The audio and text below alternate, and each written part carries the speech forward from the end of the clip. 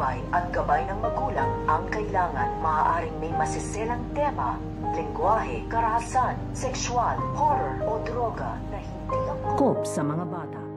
So ito nga si Senyora Bettina ay magtutungo na nga ito dito nga sa Quiapo at wala nga siyang kamalay-malay na mapapahamak nga dito ang kanyang buhay. Dahil sa pagpunta nga nito nga ni Senyora Bettina dito nga sa Quiapo ay dito na nga sa tutukutan ng mga lalaking armado. At dahil ayaw nga niya ibigay dito ito nga ang kanyang bag ay dito na nga masusugatan ito nga si Senyora Bettina sa kanyang mga braso. At buti na nga lang ay dumating na nga dito ito nga si Lola Tanding at ito nga si Noy at ipagtatanggol nga nito nga ni Lola Tanding ito nga si Senyora Bettina dito nga sa mga lalaking armado. Kaya nga ito nga si Senyora Bettina ay nagpapasalamat nga ito dito nga kay Lola Tanding dahil kung hindi nga daw sila dumating ay baka kung ano na nga daw ang nangyari dito nga daw sa kanya. At dahil nag-aapura nga dito ito nga si Senyora Bettina ay mag-iiwan na nga lang ito ng kanyang calling card dito nga kay Lola Tanding upang tawagan na nga lang daw siya kung sakaling makailangan nga din daw sila ng tulong.